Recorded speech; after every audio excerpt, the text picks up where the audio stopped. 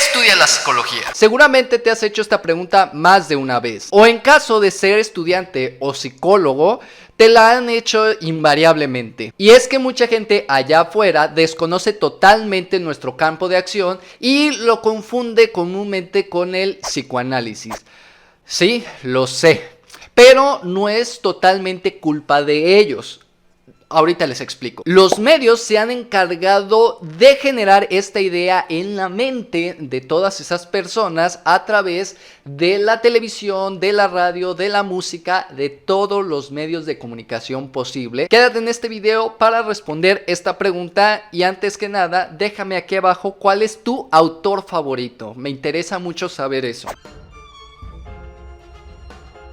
Hola, para quien no me conoce, yo soy el Profe Talamantes y para quien ya lo haga, hola de nuevo. Yo soy psicólogo de profesión y actualmente me dedico a la docencia y es por eso que estoy en estos medios digitales y más en estos tiempos de cuarentena, trayéndoles este tipo de contenido para poder contribuir a que ustedes aumenten su conocimiento y tengan herramientas para poder refutar ideas y en este caso para poder contestar a esta difícil pregunta de ¿qué estudia la psicología? También recordarles que me sigan en todas mis redes sociales como @profetalamantes y se suscriban a este canal activando la campanita de notificaciones para que pues YouTube les avise cuando estoy subiendo contenido, que últimamente he sido un poquito más frecuente. Y vaya, es por la cuarentena. Sin más que decir, comencemos con este video. Regresando a la pregunta inicial, decir que la psicología solo estudia la conducta y los procesos mentales del ser humano sería una respuesta fácil y sencilla.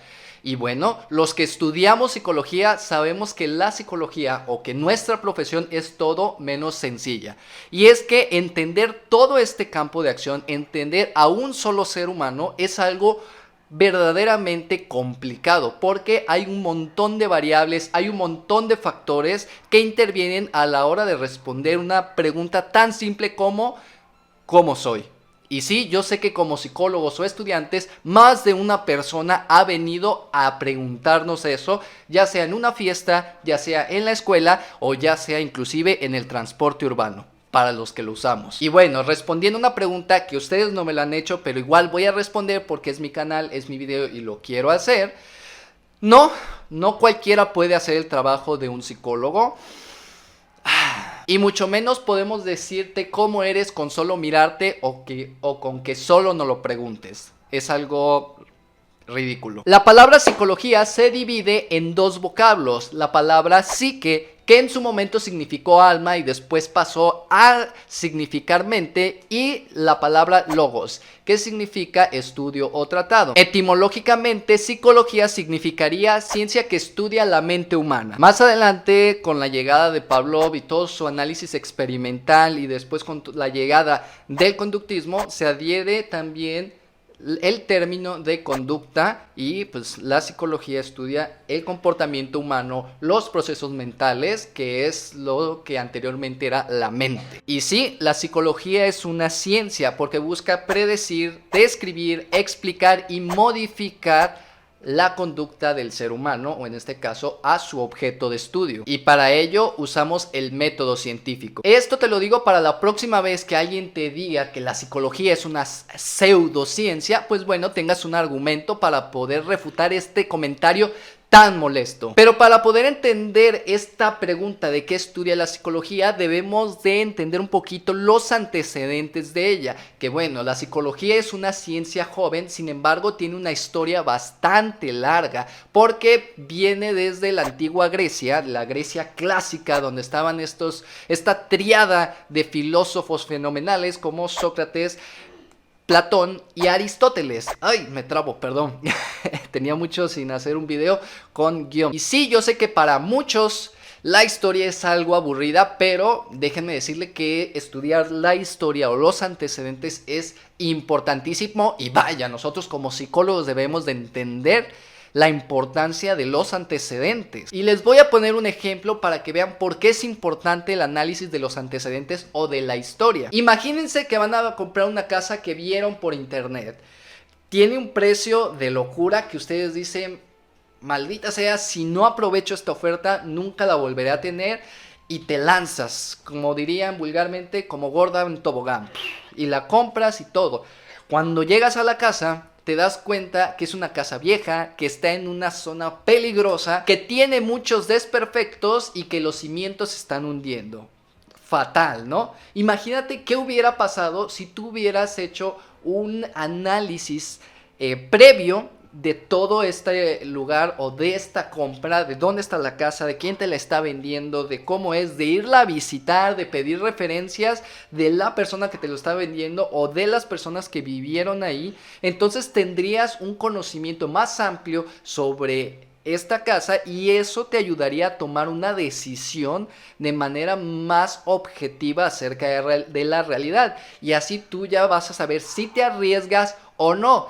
Y sí, sé que a partir de esto podemos meternos en un montón de dilemas en cuestión de los sesgos, en cuestión de los prejuicios, pero vaya, esto nos mantiene alertas y no son del todo negativos. Pero luego abordamos eso. Como les decía, esto de la psicología aparece muchísimo antes de Wilhelm Wundt. Para ser preciso, la antigua Grecia y el Imperio Romano juegan un papel importante en el desarrollo de la psicología. Y es que siempre ha habido esta intriga por explicar el mundo que nos rodea, incluso a los mismos seres humanos y su interacción entre ellos como grupos sociales. Y no es de extrañar que los preceptos de la psicología surgen cuando el ser humano empieza a reflexionar sobre la lógica de su comportamiento y sobre las estructuras de la convivencia humana. Y como les repito, esta reflexión iba dirigida a dar una respuesta, pues antes de ello la gente se encerraba en explicaciones místicas, esotéricas e inclusive religiosas, como más adelante Durkheim lo describe en su libro Las formas elementales de la vida religiosa, o también como Ríos lo explica dentro de este pequeño y hermoso libro llamado Filosofía para principiantes,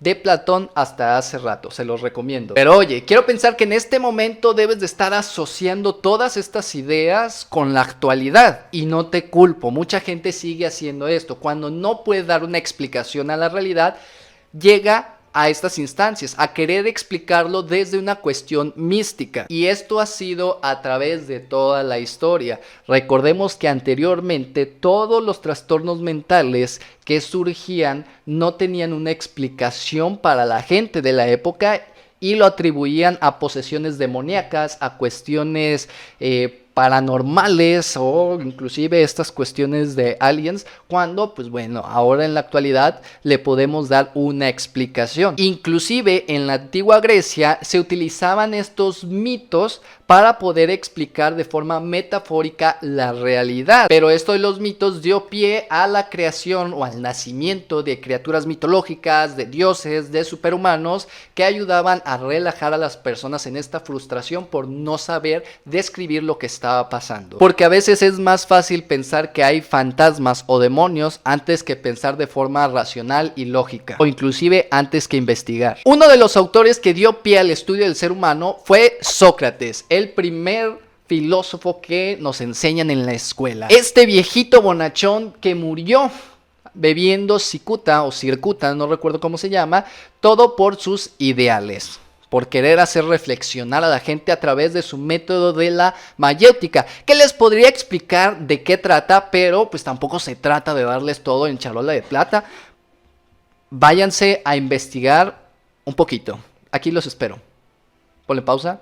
Ok, listo. Este personaje se encargó de reflexionar sobre la relación que había entre los sentimientos y las actividades físicas e intelectuales. Después, Grecia es dominado por Roma y Roma pues absorbe la mayor parte de la cultura griega, haciendo que diferentes filósofos solamente dieran continuidad a los estudios o a las diferentes escuelas que ya habían surgido. Entre ellos, uno de los personajes principales que nos ayudó en esta cuestión fue Cicerón, con la escuela del eclecticismo, en donde se supone que esta escuela toma los puntos de vista de las diferentes escuelas que puedan dar una explicación. Es decir, es algo de cierta manera holístico, pero lo holístico tiene que ver con algo más multidisciplinario, y en el eclecticismo simplemente tomamos un poquito de todo. Por ejemplo, hoy en día la escuela ecléctica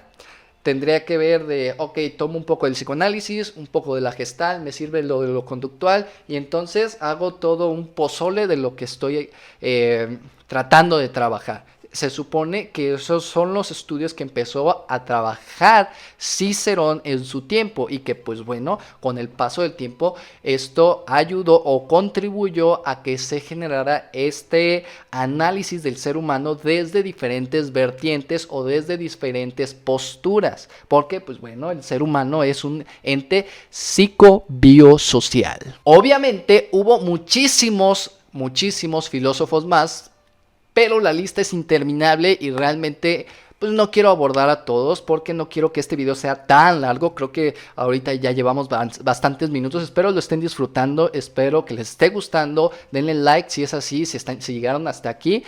Sería muy útil para mí. En fin, el punto al que se quiere llegar es que existen diferentes vertientes para analizar al ser humano o para responder el que estudia la psicología. Porque analizamos desde cuestiones neurológicas, sí, analizamos el cerebro humano, necesitamos saber las funciones que llega a tener las partes, de cómo se compone, cómo reacciona con el sistema nervioso central para poder determinar el porqué de ciertas conductas o ciertas anomalías. Tenemos que estudiar el contexto social de la persona porque, pues bueno, las personas con las que interactúa, el estilo de crianza, las escuelas a donde fue, los tipos de amistades que ha tenido, el tipo de familia también, este tipo de cuestiones afectan a la hora de poder analizar a una persona. Y pues bueno, cada persona vive en un contexto determinado y vive una serie de sucesos tan distintos que aunque estén dentro de la misma casa, no podemos decir que van a tener el mismo comportamiento, aunque sean hermanos. Y por último, también analizamos las cuestiones biológicas porque el estado de salud de las personas, la condición física en la que encuentra puede repercutir en la percepción que genere de la vida. Entonces hay muchísimos campos que pues debemos de analizar: la cuestión educativa, la cuestión deportiva, la cuestión laboral, la cuestión social, la cuestión clínica, etcétera, etcétera, etcétera. Pero en sí estos autores lo que lograron hacer fue sembrar esta duda de por qué actuamos de la forma en que lo hacemos, y más adelante surgen todas estas investigaciones dentro de la psicología que van enfocadas a desarrollar o a tratar de descifrar el porqué de nuestro actuar en el mundo. El ser humano es un ente complejo, todos lo sabemos, y no es tan fácil poder descifrarlo con tan solo leer un dibujo o con una sola entrevista. Y pues bueno, nuestro trabajo al final de cuentas es tener este conocimiento tan amplio, trabajar teniendo en cuenta todas estas variables para poder llegar a una respuesta acertada y llevar al sujeto a la resolución de sus problemas o de sus conflictos mediante sus recursos y con estrategias adaptadas a su contexto. No damos consejos, no resolvemos los problemas, no cobramos solamente para decirte lo que ya sabes. Lo que hacemos es dar orientación o guía a las personas para que sean funcionales en sociedad, desde el plano individual hasta lo social. Bueno, hasta aquí este video. Creo que sí se extendió un poquito más. Hice un análisis a través de estas 3 lecturas, de estos 3 libros, y uno que otro video que me aventé en YouTube por si encuentran un paralelismo con otros. Me encanta esto, la investigación, me encantó hacer este desarrollo. Pero en fin, no se olviden de seguirme en todas mis redes sociales como @profetadamantes. Y pues nada, yo me despido. Adiós, los dejo continuar con su existencia. Bye.